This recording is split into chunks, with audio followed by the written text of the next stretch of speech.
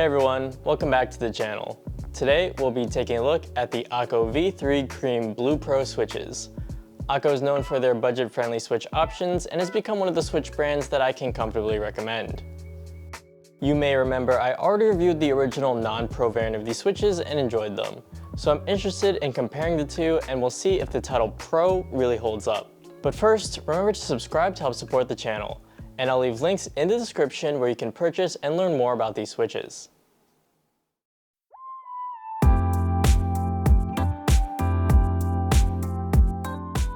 The switches are packaged in Akko's signature packaging. Opening it up, we're met with the familiar tray of perfectly organized switches. Popping them out, we're greeted by the beautiful light blue colorway retained from the originals. But you may notice there are a few immediate differences. The Pros feature a box-style stem. These have the benefit of being more dust resistant and reducing stem wobble. This should give the switch a consistent and stable typing feel. I'm happy to see that there is such a clear update to the physical appearance, which immediately differentiates it from the originals at a glance. And also that this change has a positive impact on the typing experience. In fact, I think that all of the switch's individual parts have been altered in some way. On the outside, the top housing has changed to the more popular cherry style instead of kale.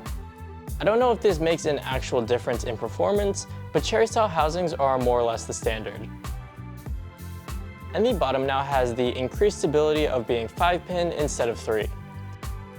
And always remember, if your keyboard is not compatible with 5-pin switches, you can use clippers to remove the unnecessary plastic pins. This can easily be done with a pair of flush cutters. Already, I think the Pro label is justifiable, but there are even better improvements to review. On the inside of the switch, we see that the stem retains the long pole, giving it that distinct bottom out. Also, the rails are factory lubed, meaning you won't have to do any modding yourself. That is a definite quality of life improvement because the overall switch market has been moving in this factory lube direction to save keyboard modders the time from having to do it themselves.